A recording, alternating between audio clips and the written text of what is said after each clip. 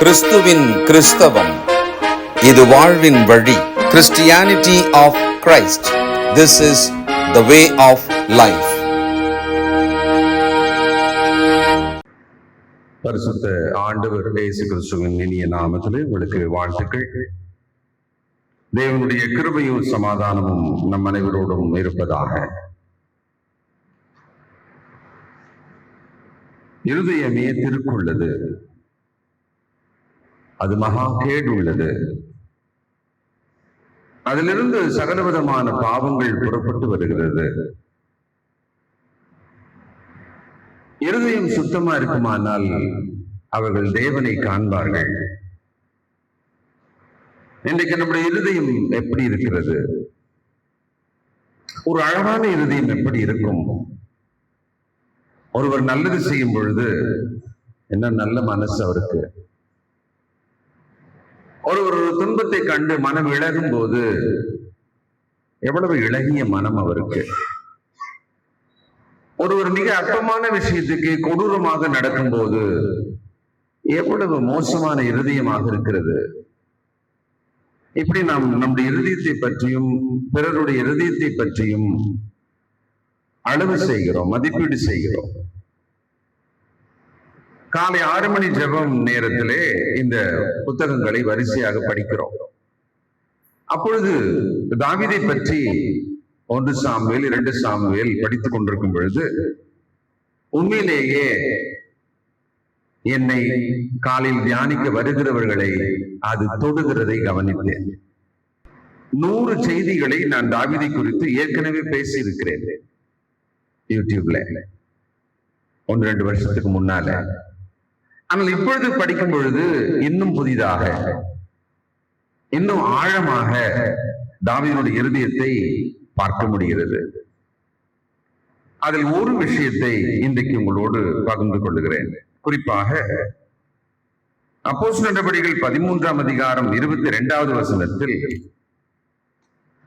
தாவீதினுடைய ஒரு நல்ல விஷயம் ஆவியானவர் அங்கே பதிவு செய்கிறார். அப்போஸ்தலர்கள் புதிய உடன்படிக்கையின் காலத்திலே இதை குறிப்பிட்டிருக்கிறார்கள். நாம் கவனிக்க வேண்டிய ஒன்று. 13ஆம் அதிகாரம் அப்போஸ்தலர் 22.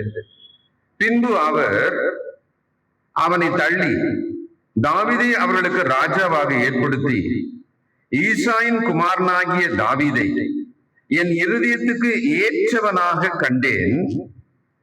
என்ன காரணமா சொல்றாரு? எனக்கு சித்தமானவைகள் எல்லாம் அவன் செய்வான் என்று அவனை குறித்து சாட்சியும் கொடுத்தார். இது புதிய ஏற்பாட்டிலே 1000 வருஷங்களுக்கு பிறகு தாவீதை பற்றி எழுதப்பட்ட ஒரு சத்தியம்.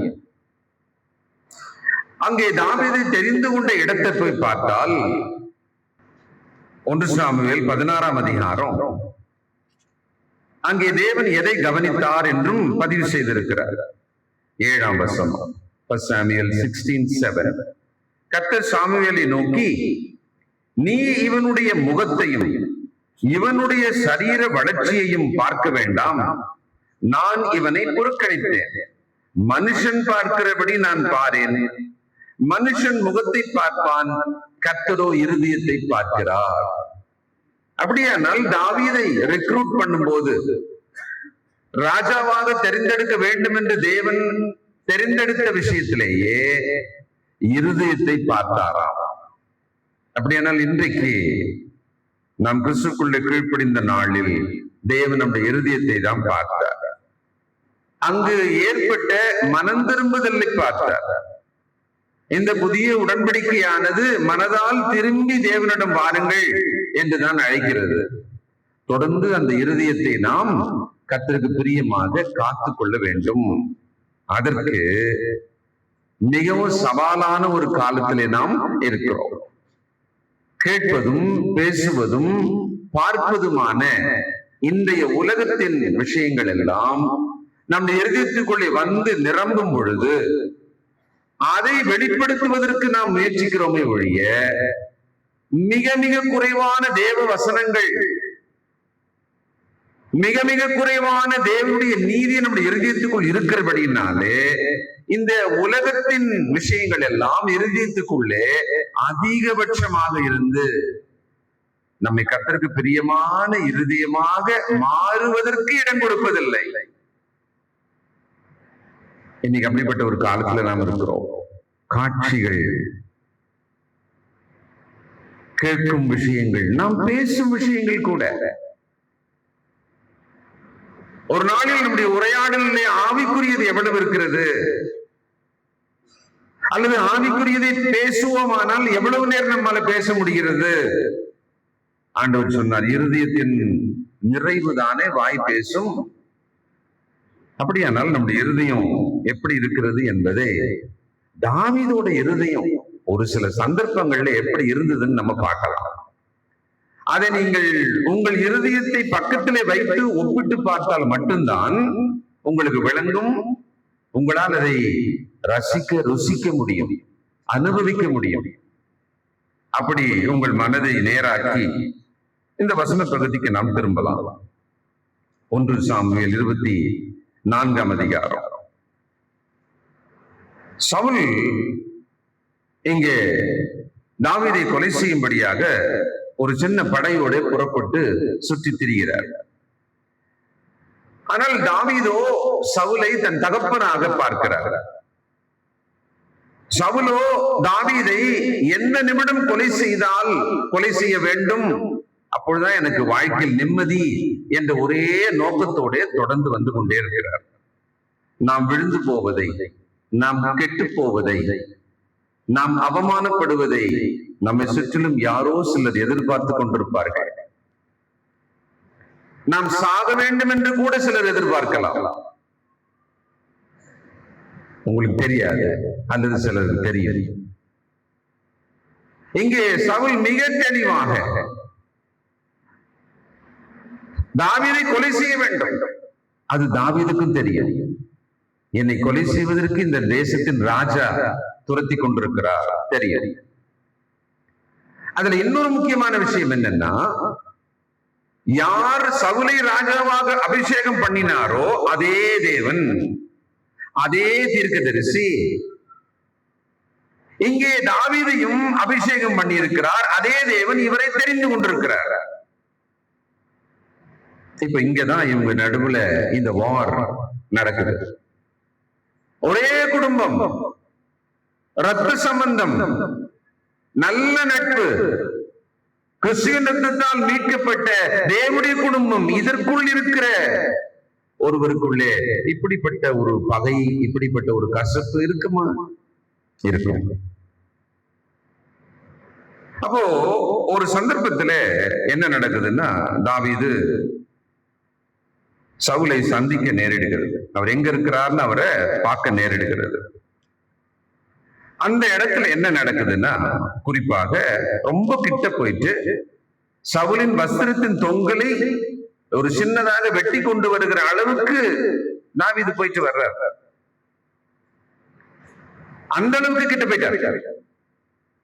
தாவீதோடு கூட அவருடைய மெய்காப்பாளன், போர் வீரர்கள் எல்லாமே இருக்கிறாங்க. ஆனால் தாவீது கொஞ்சம், சவுல் கொஞ்சம் தனியா இருக்கும்போது அந்த துணியின் தொங்கலை அறுத்து கொண்டு வந்துடுறார். வந்துட்ட பிறகுதான் கான்வர்சேஷன் நடக்குது.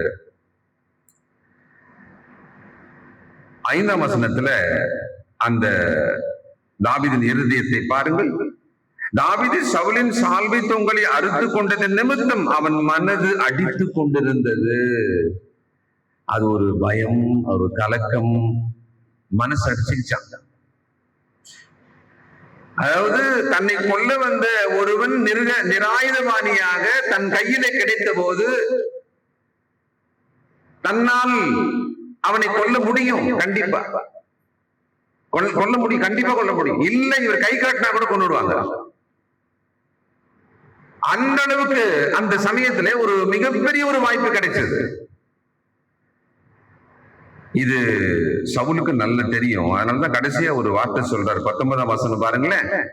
ஒருவன் தன் மாற்றானை, தன் எதிரியை கண்டுபிடித்தால் அவனை சுகமே போக விடுவானோ? எதிரி வசமா மாட்டிக்கிட்டான் அப்படின்னு சொல்றோம் பாத்தீங்களா? அப்படி மாட்டிட்ட பிறகு தன்னை கொலை செய்ய, அதாவது திட்டிட்டு போக வந்தவன், அடிச்சுட்டு போக வந்தவன் எல்லாம் இல்ல, தன்னை கொலை செய்ய வந்த ஒரு எதிரி தெளிவா தெரியுது, ஆயுதங்களோடு இருக்கிற அந்த எதிரி. அப்படி ஒருத்த மாட்டிட்டா யாராவது அவனை விடுவாங்களா? அப்போ விட்டு விட்டு தாவீதோட இருதயம் எப்படி இருந்தது? அது அந்த வஸ்திரத்தை உங்களை அறுத்து கொண்டு வந்த பிறகு மனம் துடித்து அடித்துக் கொண்டிருந்ததா? கொலை செய்யும் எண்ணமே இல்லை தாவீதுக்கு, எந்த தீங்கு செய்யும் எண்ணமே இல்லை. குறைந்தபட்சம் சபிக்க, திட்ட, தன்னால் ஆன மட்டும் அந்த சவுலை எந்த விதத்திலும் எதிர்த்து பேசக்கூட மனதில்லை இந்த தாவீதுக்கு.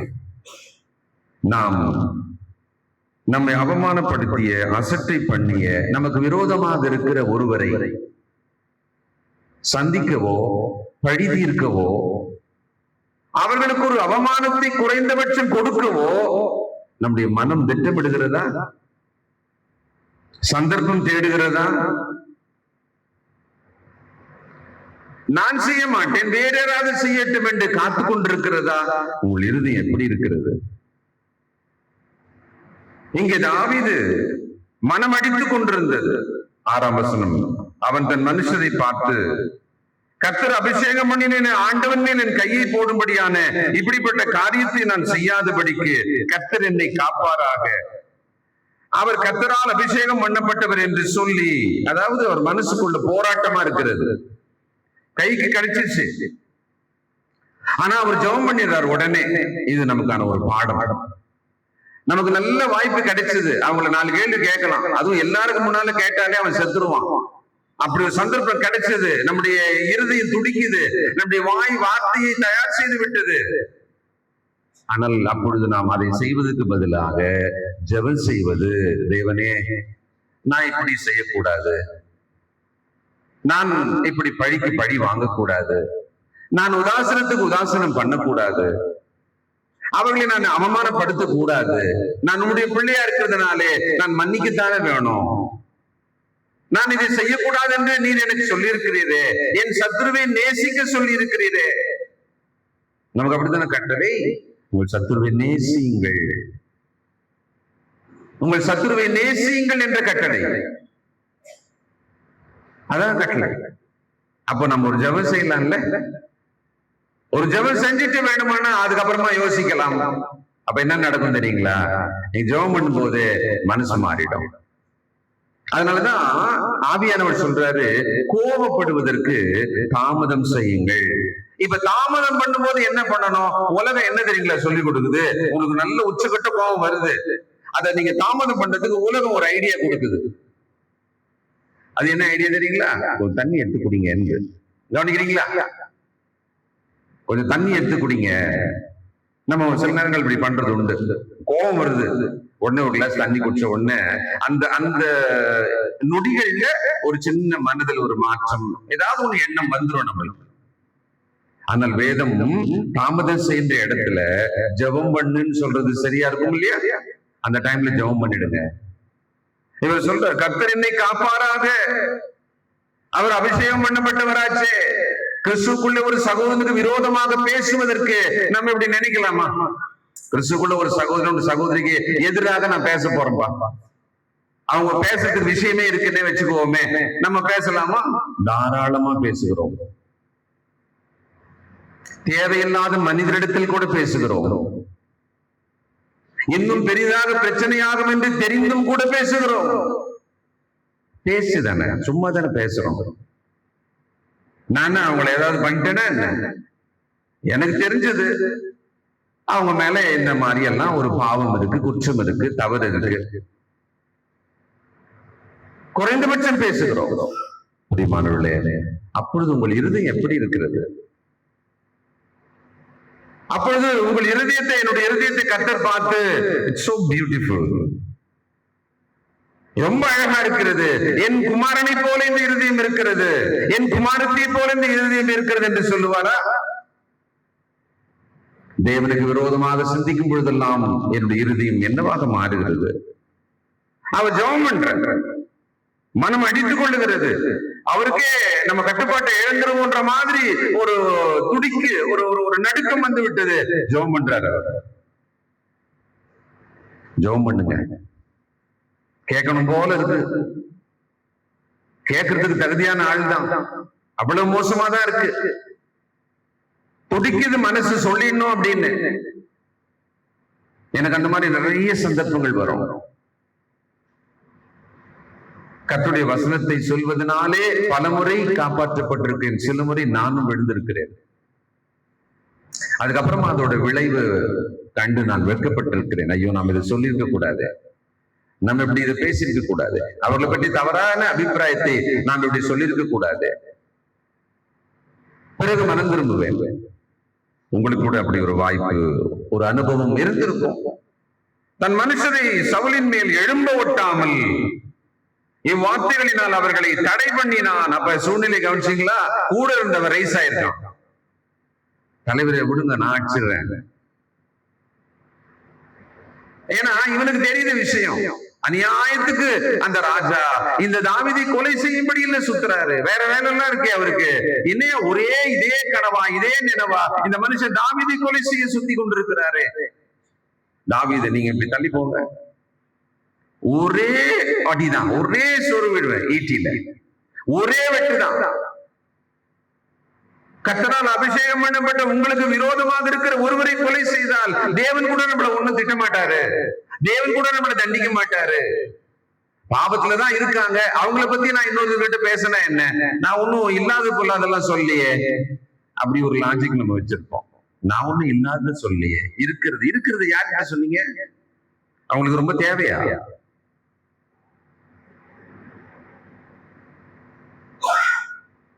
நாம் குறைந்தபட்சம் ஒருவருக்கு தீமையை செயலில் அல்ல பேச்சிலாவது செய்கிறோம்.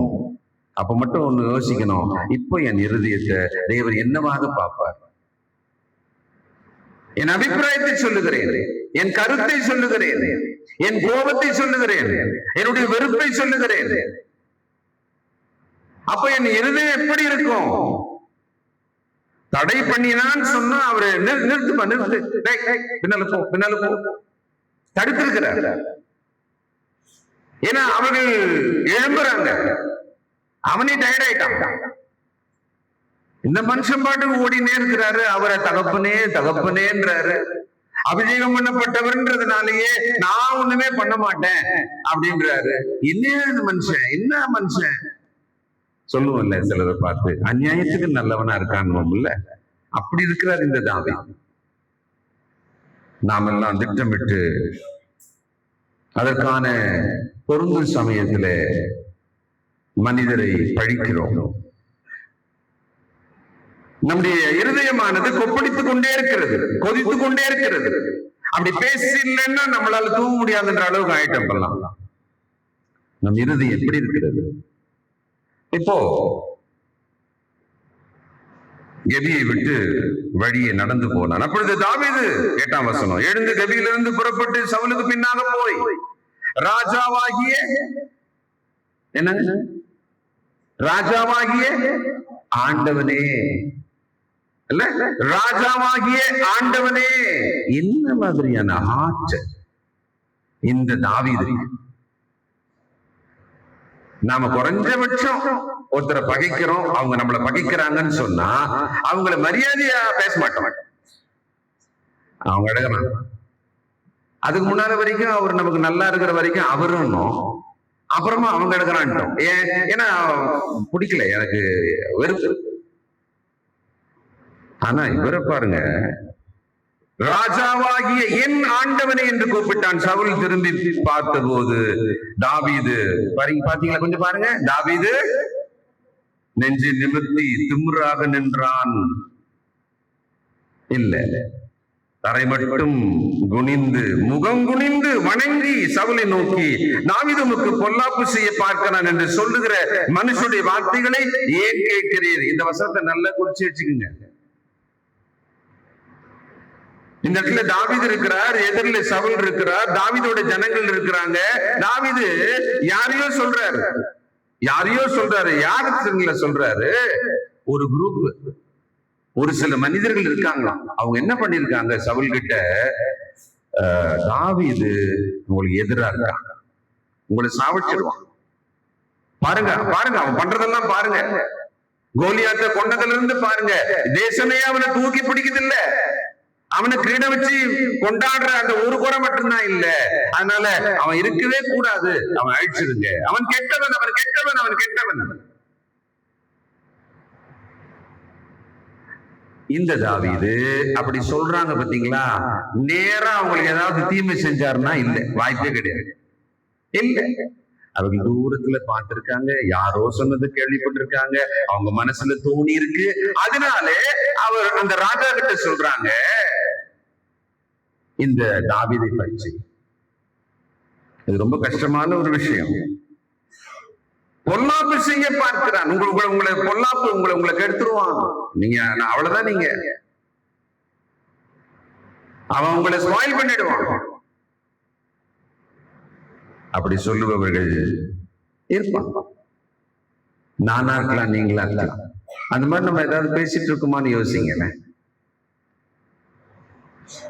எனக்கு தீமை செய்யாத ஒருவரை பற்றி, அவருக்கு எனக்கு எந்த அனுபவமே கிடையாது, ஆனால் நான் அவரை பற்றி என்ன பேசுகிறேன்? அவரை பற்றி தீமையாக என் அபிப்பிராயத்தை நான் யாரிடம் பேசிக் கொண்டிருக்கிறேன்? இந்த தாவீது சொல்றாரு, இல்லையா, நான் அப்படி இல்லையே. ஏன் அந்த வார்த்தையெல்லாம் கேட்கறீங்க நீங்க?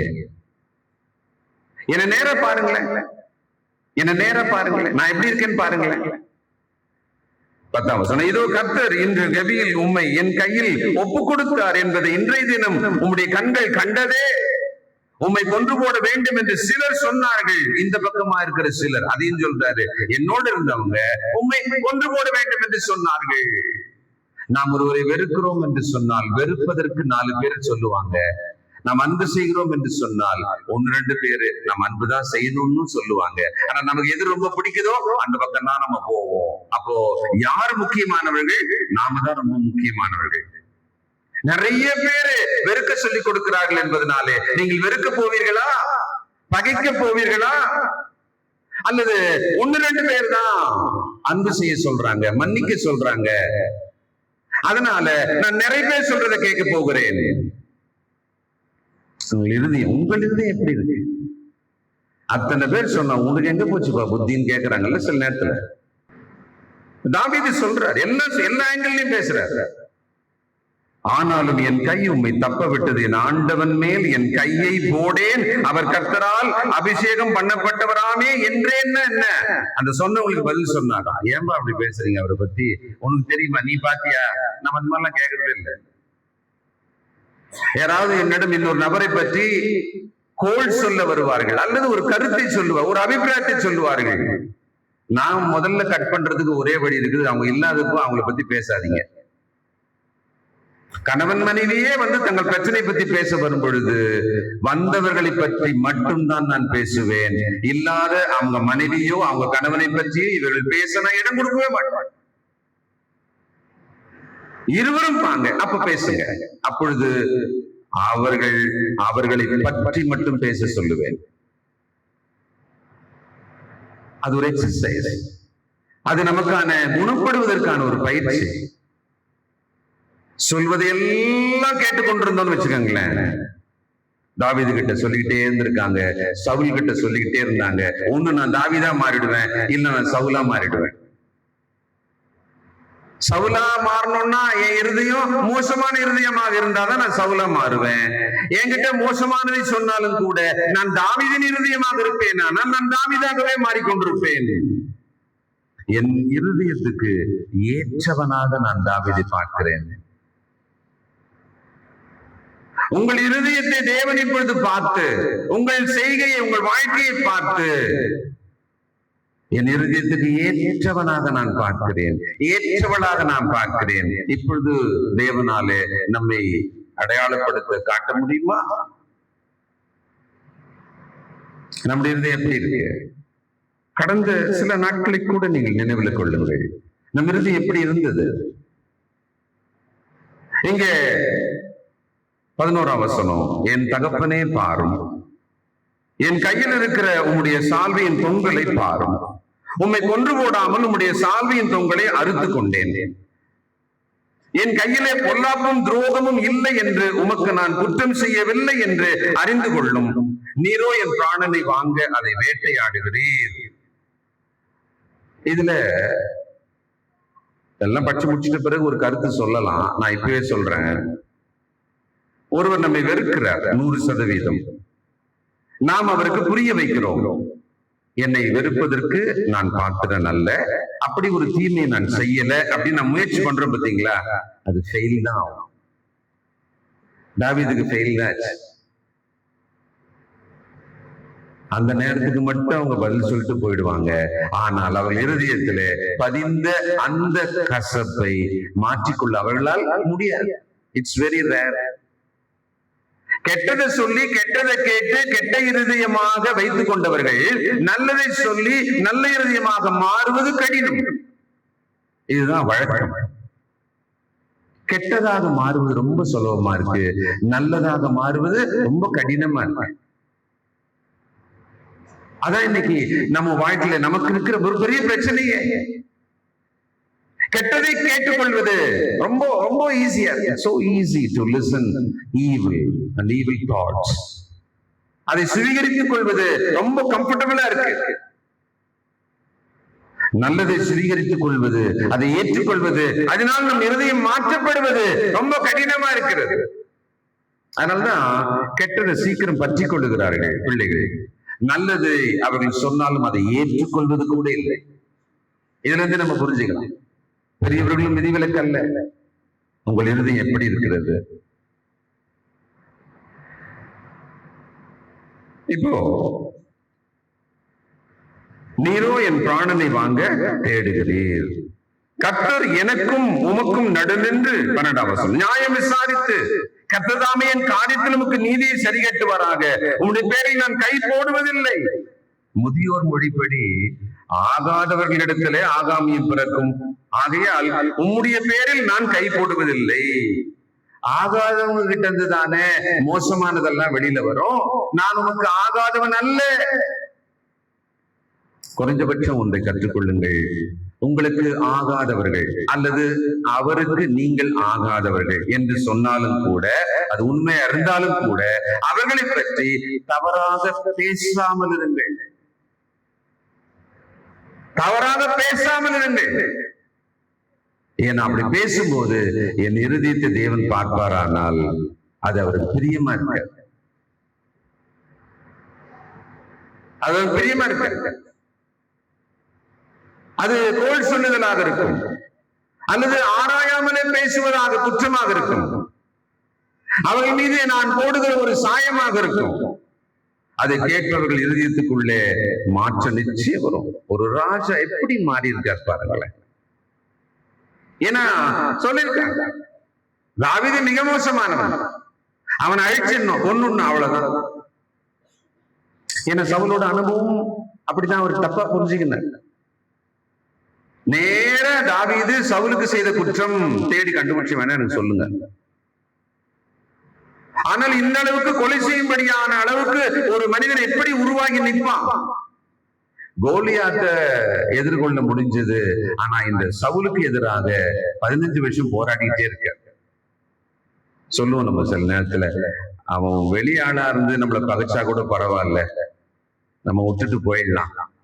ஆனால் நம்மை நேசிக்க வேண்டியவர்களே நம்மை பகைக்கிறார்கள் சொன்னா அது எப்படி இருக்கும் தெரியுங்களா? இந்த தாவீதோட அனுபவம் மாதிரிதான். 15 வருஷம் இவன் தன்னை நல்லவனாகவும் காப்பாற்றிக் கொள்ள வேண்டும். தான் நல்லவன் தான், நான் உனக்கு தீமை செய்யவில்லை என்பதை நிரூபித்துக் கொண்டும் இருக்க வேண்டும். எத்தனை வருஷம்? 15 வருஷமா. நம்மளால தாங்க முடியாது. இவ்வளவுதான் பொறுமை. இதுக்கு மேல ஏறி அடிக்க வேண்டியது அப்படி இல்ல மாறிடுறோம் நம்ம. அதாவது நேராவே விசாரிக்காமலேயே நாம சிலர் மேல தவறான அபிப்பிராயம் கொண்டிருக்கிறோம். நேரா விசாரிக்கவே இல்லை நம்ம. நீங்க அப்படித்தான் பேசுனீங்களா, நீங்க அப்படித்தான் சொன்னீங்களா அப்படின்னு நம்ம நேரா கூட விசாரிக்க. யாரோ சொன்னதை கேள்விப்பட்டோம், இவரை பற்றி யாரோ சொன்னதை கேள்விப்பட்டோம். அந்த விஷயத்தில் உங்கள் இருதயம் எப்படி இருக்கிறது என்பதை தேவன் கவனிப்பார். இங்க ஏன் இவ்வளவு விவரம் கொடுத்தாரு? அவங்களுடைய உரையாடலை ஏன் ஆவியானவர் இந்த அளவுக்கு பதிவு செஞ்சு வச்சிருக்காரு? அது எனக்கு ரொம்ப ஆச்சரியமா இருக்கு. இந்த உரையாடல் இவ்வளவு முக்கியமா என்ன? 1000 வருஷமாக நாங்கள் மனிதர்கள் படிப்பதற்காக தேவனின் உரையாடலை வச்சிருக்கிறாரு. சவுல் செத்தான்னு முடிச்சிருக்கலாம், ஆனா தாவீதுடைய இருதயத்தை காட்டுவதற்காகத்தான் தேவன் இதை நமக்கு எழுதி வச்சிருக்கிறார். பாருங்க 14 முதல். இஸ்ரவேலின் ராஜா யாரை தேட புறப்பட்டார்? இஸ்ரவேலின் ராஜா யாரை தேட புறப்பட்டால் உம்மை போலவே தேவனால் அபிஷேகம் பண்ணப்பட்ட, அப்படி இல்லையோ? அப்படி இல்லை, நான் சொல்லியிருக்கணும். உம்மை போல தேவனால் அபிஷேகம் பண்ணப்பட்ட, சாமுவேல் தீர்க்கதரிசியால் அபிஷேகம் பண்ணப்பட்ட ராஜாவையா? நீர் அபிஷேகம் பண்ணப்பட்டவன் உண்மையில கை வைக்க நான் பயப்படும் போது, தேவனால் அபிஷேகம் பண்ணப்பட்ட என் மேல கை வைக்க நீ அஞ்சவில்லையா? உனக்கே இவ்வளவு இருந்தா இது நம்ம, எனக்கு எவ்வளவு இருக்கும்? இது நம்ம டைலாக். ஏன்னா அந்த இருதயம் எப்படி இருக்கு? எதிர்ப்பதற்கு தயாரா இருக்கிறது. தயவுசெய்து நம்ம எல்லாம் எவ்வளவு நாள் வாழ்வோம்னு தெரியல. நேற்று தியுண்டலுக்கு போயிட்டு வந்த 49 வயது 2 பெண் பிள்ளைகள் நொடிகளிலே சாலையில் அவருடைய உயிர் போனது. கிறிஸ்துக்குள்ள அன்பு சகோதரர்கள், பகையை பாதுகாத்து அடைகாத்து கொஞ்சு குறித்து அது வளர்ந்து அது ஒருவர் கழுத்தை வெட்டுவதற்காக நாம் என்ன செய்து கொண்டிருக்கிறோம்? எத்தனை ஆண்டுகள் தேவ சமூகத்துக்கும் வருகிறோம், ஒரே வீட்டுக்குள்ளும் இருக்கிறோம். இந்த மனுஷன் 2 பேருமே ஈக்குவல் தான். அதே தேவனால், அதே தீர்க்கதரிசியால், அதே மனுஷனால், தேவனுடைய மனுஷனால் அபிஷேகம் பண்ணப்பட்ட ராஜா தான். இத்தனைக்கும் பார்த்தா கர்த்தருடைய ஆவி அந்த ராஜாவை விட்டும் போய்விட்டது வேற. கர்த்தருக்கு பிரியமான மனுஷனே இல்லை அவன் இப்பொழுது. அவன் மீது இந்த தாவீது தகப்பனே, என் ஆண்டவனே அப்படின்னு இருக்காரு. இந்த தாவீதினுடைய அழகான இருதயத்தை பாருங்க. என்ன சொல்லிட்டாரு? செத்த நாய். ஒருவேளை இன்னொருத்தர வேணா நம்ம சொல்லுவோம், செத்த நாய். அவன் என்ன கேக்குறான்? ஆனா இங்க யார் சொல்றா? இவன் சொல்ற, நான் செத்த நாய், நான் ஒரு தெள்ளு பூச்சி. என்ன மாதிரி அழகான இருதயம்! நாம் நம்மை பற்றி பெருமையாக பேசி கூட ஒரு இடத்துல நம்மை காப்பாற்ற எதிராளியை ஏளனப்படுத்த தயாராகிறோம். We wanted to upgrade ourselves by degrading others. ஆனா இங்க இவர் என்ன பண்றாரு? தன்னை டீகிரேட் பண்ணிக்கிறார். பெருமையான எண்ணங்களை பிள்ளைகள் தவிர்த்து விடுங்கள். வாலிப பிள்ளைகள், பெருமையின் மீது உங்களுக்கான மோகம் இப்ப ரொம்ப அதிகமாயிடுச்சு. பெருமையை தேடுவது வாழ்க்கை, ஒரு லைஃப் ஸ்டைல் மாதிரி இந்த உலகம் உங்களுக்கு கற்பிக்கிறது. ஆனா உங்களுக்கு வித்தியாசம் தெரியல. தாவீது தன்னை தெள்ளு பூச்சி, தன்னை செத்த நாய் போல. யாரையா நீங்க தொடுத்துன்னு வரீங்க? யார போய் நீங்க தொடுத்துறீங்க? ஒரு செத்த நாய், அதை போய் நீங்க கொல்றதுக்கு வரீங்க? அதை ஏற்கனவே இப்படிதானே இருக்குது அப்படின்றாரு. ஆனா அவர் என்ன சொல்லிருக்கணும் அந்த நேரத்துல? தான் அபிஷேகம் பண்ணப்பட்டதை சொல்லியிருக்கணும், தன்னோடு கர்த்தர் இருக்கிறதை சொல்லியிருக்கணும். நான் இசைக்கருவி வாழ்ச்ச பேய் உங்ககிட்ட இருந்து ஓடுது, பைத்தியம் உனக்கு தெரியுது, கோலியாத்து உன்னால அடிக்க முடியல, நான் ஒருத்த நின்று அடிச்சேன். எந்த அளவுக்கு பேசணும்னாலும் அவ்வளவு லிஸ்ட் நல்ல விஷயங்கள் தாவீது கிட்ட இருக்கு. பிரியமானவர்களே, இந்த தாவீதினுடைய இருதயம் எப்படி இருந்தது? Just bring your heart near to David's heart. உங்க இருதயத்தை, உங்க கசப்பு, கோபம், எரிச்சல் இருக்கிற அந்த இருதயத்தை தாவீதுக்கு பக்கத்துல கொண்டு வாங்க, பக்கத்துல வைங்க. இந்த பொறுத்துக்கன்னு சொல்லி ஸ்கூல்ல படிக்கும் போது பண்ணுவோம்ல, அப்படி மனசாலையாவது கொண்டு வந்து பார்க்கலாம். நான் வச்சு பாக்குறேன். கர்த்தர் நியாயாதிபதியாயிருந்து எனக்கு உமக்கும் நியாயம் தீர்த்து எனக்காக வழக்காடி நான் உம்முடைய கைக்கு தப்ப என்னை விடுவிப்பீராக என்றான். தாவீது இந்த வார்த்தைகளை சவுலோடு சொல்லி முடித்திருந்து, சவுல், என் குமாரனாகிய தாவீதே. என்னெல்லாம் திட்டினார் நீங்க பின்னால் அப்புறம் போய் வாட்சி பாருங்க. சொந்த யோனத்தானையே திட்டுறார், மகா கேவலமா திட்டுறார். நீ எவளுக்கு பிறந்தவ அப்படின்ற அளவுக்கு திட்டுறார் தன் மகனை. கோவம் தாவீதை யோனத்தான் தப்ப விடுறாருன்னு சொல்லி. ஆனா இப்போ இந்த பேச்சுக்கு பிறகு அவர் என்ன ஆயிட்டாரு? நீ என்னை பார்க்கிலும் நீதிமான், நீ எனக்கு நன்மை செய்தாய், நான் உனக்கு தீமை செய்தேன், நீ எனக்கு நன்மை செய்ததை இன்று விளங்க பண்ணினாய். கர்த்தர் என்னை உன் கையில் ஒப்புக் கொடுத்திருந்தும் நீ என்னை கொன்று போடவில்லை. ஒரு மாற்றான எதிரியை கண்டுபிடித்தால் அவனை சுகமே போக விடுவோமோ? இன்று நீ எனக்கு செய்த நன்மைக்காக கர்த்தர் உனக்கு நன்மை. ஏன் நம்ம தொடர்ந்து நம்மை பகைக்கிறவங்களை கூட நேசிக்கணும்? இதுக்காக தான். ஒரு நாள் அவங்க வாயாலேயே நம்மளை என்ன பண்ண வைப்பாரு? ஓ, நான் இவ்வளவு வருஷமா நான் இப்படி தப்பா நினைச்சிட்டு இருந்தேன், எனக்கு சொல்லப்பட்ட அந்த ஒரு விஷயத்தினால சூழ்நிலைப்படி நான் தப்பா நினைச்சிட்டு இருந்தேன், அதனால இப்ப நான் மனம் வருந்துறேன். அவங்க நேரா கூட வரமாட்டாங்க. ஏன் தெரியுங்களா? அவங்க ரொம்ப தூரம் போயிட்டு இருப்பாங்க. ரொம்ப வருஷத்துல அவங்க ரொம்ப தூரம் போயிருப்பாங்க. மனசுல நினைப்பாங்க வரணும்னு, ஆனா அவங்களால வர முடியாது. பரவாயில்ல, இருக்கட்டும். அவங்களை வெட்கப்படுத்துறது நம்முடைய நோக்கமே அல்ல. குறைந்தபட்சம் இனி அவர்கள் தீமை பேசாமல் தேவனுடைய பார்வையிலே அவள் இருதயம் அழகாகட்டும், அவங்க இருதயம் அழகாகட்டுமே. அதுக்கு நான் என்ன செய்யணும்? நான் நல்லதையே அவள் இருதயத்துக்கு எப்பொழுதுமே கொடுத்துக்கிட்டே இருக்கேன்.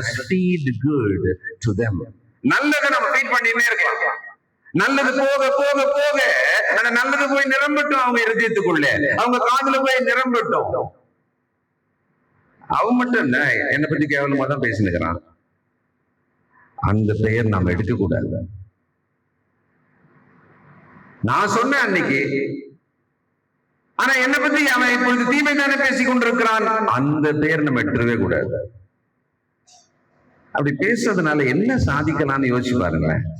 நான் சொன்னேன்ல, இவ்வளவு நல்லவனா நடந்து நாய் செத்த நாயெல்லாம் சொன்ன அந்த தாவீது நேரா எந்த அளவுக்கு மாற்றத்தை அந்த சவுலோட வாழ்க்கையில ஒரு மனங்குறும்புதல உண்டாக்கிட்டாரானா? இல்ல. ஆனால் ஒரு தற்காலிகமாக அந்த சவுல் வாயிலிருந்து இந்த தாவீதை ஆசீர்வதிக்க தேவன் செய்தார். நான் நம்புறேன். நான் மரித்தோர் பெட்டியில் இருக்கும் பொழுது எனக்கு விரோதமாக பேசியவர்கள் வந்து மனம் திரும்பும்படியான ஒரு வாய்ப்பு அவளுக்கு கிடைக்கும் என்று சொல்லி, அதுக்கு நான் என்ன செய்யணும்? நான் உயிரோடு இருக்கும் நாளெல்லாம் அவர்களை பற்றி தீங்கு பேசாமல், அவர்களை பற்றி அபிப்பிராயத்தை நான் பேசாமல் அமைதியாக இருக்கணும். கூடுமானால் நல்லதை பேசலாம். இதெல்லாம் தேவன் பாப்பாரா என்ன? பார்க்கறதுனாலதான் இவ்வளவு டீட்டெயில் இதுல எழுதி வச்சிருக்காரு. அவர் பாப்பார். பார்க்கறதுனால்தான் இந்த வேத புத்தகத்தில் அதை எழுதி வச்சிருக்கிறார். நாம் தேவனுடைய புத்தகத்தை வாசித்துக் கொண்டிருக்கிறோம். இது அழியாத மாறாத வேத புத்தகம். ஒரு 2 பேரோட கான்வர்சேஷன் அவர் எழுதி வச்சிருக்கிறார். ஒரு பகைக்கிற ஒருவன், மன்னிக்கிற ஒருவன். அப்போ ஒரு நிலைமையில கொண்டு வந்துட்டார் பாருங்களேன். அடுத்த காட்சி பாருங்க, 20. நீ நிச்சயமாக ராஜாவா இருப்பாய் என்றும் இஸ்ரவேலின் ராஜ்யமாக உன் கையில் நினைவரப்படும் என்றும் அறிவேன். இப்பொழுது நீ எனக்கு பின்னிருக்கும் என் சந்ததியை வேறறுப்பதில்லை என்று. அப்படின்னா சவுலுக்கு எவ்வளவு பயம் இருக்குன்னா, இவ்வளவு தொத்துனமே இவன் ராஜாவா உட்கார்ந்த பிறகு கண்டிப்பா நம்ம மொத்த குடும்பத்தையும், ஒரு ராஜா அப்படிதான் பண்ணுவார். ஆக்சுவலா முந்தின ஆட்சி போட்ட நல்ல திட்டங்கள் எல்லாம் வேற அறுத்துருவாங்க. சட்டமன்றத்தை ஹாஸ்பிட்டல் ஆக்கின மாதிரி நம்ம கண்ணால பார்த்தோம் இல்ல. அவங்களுக்கு அது பிடிக்கவே பிடிக்காது. அந்த திட்டம் அதுதான் அவங்களுடைய முதல் திட்டமாவே இருக்கும். அப்ப இவர் ரொம்ப பயந்து என்ன கேட்டுறாரு? அப்படி வேறு அறுப்பதில்லை என்று ஆணையிடு. அப்பொழுது தாவீது என்ன பதில் சொன்னார்? அப்பொழுது தாவீது, என்னை இவ்வளவு கொடூரமாக துரத்தி கொண்டிருக்கிற தகப்பனே, நீ முதல்ல இதை கேட்கறது உனக்கு தகுதி இருக்கா? நீ என்ன கேட்கலாமா? நீ என்னை இன்னும் துன்புறுத்தி கொண்டிருப்பாய். இத்தனை வருஷம் என்ன துரத்திக்கிட்டே இருப்ப. என்னை நிம்மதியாக, என் குடும்பத்தை கூட நீ நிம்மதியாக கூடாம இருக்க. நீ உன் குடும்பத்தை நான் ஆட்சிக்கு வந்தால் வேற இருக்க கூடாதுன்னு ஆணையை கேட்கிறியே, நியாயமா? நம்ம கேட்போம்ல, உட்கார வச்சு கேட்போம், உனக்கு தகுதி இருக்கா? எனக்கு இவ்வளவு பண்ணிட்டு என்னை பத்தி இவ்வளவு தூரத்துக்கெல்லாம் பேசி முடிச்சுட்டு அதெல்லாம் எல்லாரும் இதயத்துல போய் அழிக்க முடியுமா? என்கிட்ட மட்டும் வந்து ரகசியமா நின்னு அப்படியே சாரி அப்படின்னு கேட்டுட்டு எதுவும் என்ன இதனால எனக்கு இன்னும் ப்ராப்ளம் எல்லாம் பண்ணிடாத, இந்த விஷயத்துல நீ எனக்கு சாதகமா நடந்துரு அப்படின்னு கேட்டா அது எப்படி நியாயம்? ஆனா தாவீதோட இருதயம் பாருங்க. அப்பொழுது தாவீது சவுலுக்கு ஆணையிட்டு கொடுத்தான். பின்பு சவுல் தன் வீட்டுக்கு புறப்பட்டு போனான். தாவீதும் அவன் மனுஷரும் மரணிப்பான பட்டணத்துக்கு ஏறி போனார்கள். What a beautiful heart. தீத்து 3ஆம் அதிகாரம் 3ஆம் வசனம். தீத்து 3ஆம் அதிகாரம் 3ஆம் வசனம் நமக்காக நாம் வாசிப்போம். ஏனெனில் முற்காலத்திலே அப்படின்னா ஞானசானத்துக்கு முன்னால, முற்கால அதுதான் இங்க மீன் பண்றாரு. அந்த மீனிங் அங்கதான். முற்காலத்திலே நாமும் கிறிஸ்துக்குள்ள இப்ப இருக்கிறோம். ஆனா முற்காலத்திலே நாம் புத்தியினர், கீழ்ப்படியாதவர்கள், வழிதப்பி நடக்கிறவர்கள், பலவித இச்சைகளுக்கும் இன்பங்களுக்கும் அடிமைப்பட்டவர்கள், துர்குணத்தோடும் பொறாமையோடும் ஜீவனம் பண்ணுகிறவர்களும், பகைக்கப்படத்தக்கவர்களும், ஒருவரை ஒருவர் பகைக்கிறவர்களுமாயிருந்தோம். ஞானசானத்துக்கு முன்னால, கிறிஸ்துக்குள் வர்றதுக்கு முன்னால. இப்போ பதில் நாம் தான் எழுதணும். இந்த வசனத்துக்கான பதில நம்ம தான் எழுதி வைக்கணும். இப்பொழுது கூட என்னுடைய இருதயத்துக்குள்ளே புத்தியினம், பலவிதமான இச்சை இன்பங்களை விடல, துர்குணம் பொறாமை இன்னும் இருக்கு. அதுல நான் வளர்ந்துட்டு தான் இருக்கேன். நான் பகைக்கப்பட அளவுல தான் இருக்கேன். நான் பிறரை இன்னும் பகைத்துக் கொண்டுதான் இருக்கிறேன். ஆனால் தேவனை தொழுது கொள்ள வந்திருக்கிறேன். தேவனை தொழுது கொண்டுதான் இருக்கிறேன். இயேசு என்னை மன்னித்தார் என்று நான் கர்த்தருடைய பந்தியிலும் பங்கு கொள்ளுகிறேன். ஆனால் இன்னாரை நான் பகைத்துக் கொண்டுதான் இருப்பேன். நம்முடைய பதில் என்னவாக இருக்கும்? இருதயத்திலே சுத்தம் என்று சொன்னால் அது ஏதோ ஒரு வெள்ளையான சுத்தம் என்பது அல்ல. பாவம் இல்லாதது என்று நாம் புரிந்து கொள்கிறோம். பாவம் இல்லாதது அப்படின்னா என்ன மாதிரி பாவம் இல்லாததுன்னா, ஒருவருக்கும் நமக்கும் நடுவிலே, அந்த உறவிலே நம்முடைய இருதயம் அவர்களை பற்றி எப்படி இருக்கிறது? இது ஒரு லெவல். இன்னொரு லெவல், என்னை பகைக்கிறார்கள், காரணம் இல்லாமல் பகைக்கிறார்கள். இது அவர்களுடைய சொந்த எண்ணம் தான், அதனால என்னை பகைக்கிறார்கள். அவர்களாக நினைத்தார்கள், அவர்களாகவே என்னை பகைக்கிறார்கள். நம்ம துளி கூட அதுக்கு காரணம் இல்லை. சில நேரம் நாம் பிறகு காரணமாக மாறுகிறோம். நம்முடைய கோபத்தை வெளிப்படுத்துகிறோம், நம்முடைய அபிப்பிராயங்களை பேசுகிறோம். எனக்கு தெரியும் அப்படின்னு சொல்லிட்டு அவர்களை பற்றி தவறான அபிப்பிராயங்களை நாமும் பரப்புகிறோம். அவர்கள் வாயினாலே நம்மை ஆசீர்வதிக்க, அவர்கள் வாயினாலே அவர்கள் மனம் திரும்பி அவருடைய இருதயம் கர்த்தருக்கு பிரியமாக மாற நாம் என்ன செய்யலாம்? இந்த தாவீதை போல நடக்கலாம். நம்ம ஆண்டவர் இயேசு சிலுவையிலே கடைசியாக அவர்கிட்ட கேட்கவே இல்லை, அதை பற்றி யோசிக்கவே இல்லை. அப்படிப்பட்டவர்களுக்காக சொன்னார், பிதாவே இவர்களை மன்னி, இவர்கள் செய்வது என்னதென்று அறியாம செய்யலாம். அவங்க என்ன பண்றாங்கன்னே அவங்களுக்கு தெரியல. அப்படிப்பட்டவர்கள் இருக்கலாம். அப்படிப்பட்டவர்களை நம்ம என்ன செய்யணும்? மன்னிக்க வேண்டும். ஜெபம் செய்வோம். சர்வ வல்லமையும் இரக்கமுள்ள நல்ல பிதாவே, பரிசுத்தரே, முற்காலத்துல நாங்கள் எப்படி இருந்தோம் என்று வாசித்தோம். இப்பொழுதும் எங்கள் இருதயமுக்கு முன்பு எப்படி இருக்கிறது என்பதை நிதானிக்க, இந்த ஒரு மனுஷன் தாவீதை பற்றி நாங்கள் ஒரு சம்பவத்தை மட்டும் படித்தோம்ப்பா. சில இடங்களிலே நாங்கள் தலை குனிகிற அளவுக்கு எங்களுடைய செயல்கள் இருக்கிறது, கசப்பு இருக்கிறது, பகை உணர்வு இருக்கிறது. குறைந்தபட்சம் பேச்சிலாவது நாங்கள் எங்களுடைய வெறுப்பை காட்டுகிறோம். தகப்பனே, சத்ருவை நேசியுங்கள். இல்லாதது பொல்லாததை பேசக்கூடாது என்று, கோள் சொல்லக்கூடாது என்று, புறங்கூறுதல் கூடாது என்று, கூடுமானால் யாவரோடு சமாதானம் அருங்கள் என்று சொல்லியிருக்கிறீரே. தாவீது தன்னை தாழ்த்தி தன் எதிரியை உயர்த்தி பேசினதை நாங்கள் கேட்டோமே. நாங்கள் இப்படி மாறுவதற்கு எங்களுக்கு உதவி செய்யும். எங்கள் இருதயத்தில் இருக்கும் கசப்புகளையும் பகை உணர்வையும் எடுத்து போடும். நாங்கள் விரும்புகிறோம், எங்களை ஒப்புக் கொடுக்கிறோம். இயேசு கிறிஸ்துவின் நல்ல நாமத்தில் ஜெபிக்கிறோம் பிதாவே. ஆமென். God bless you.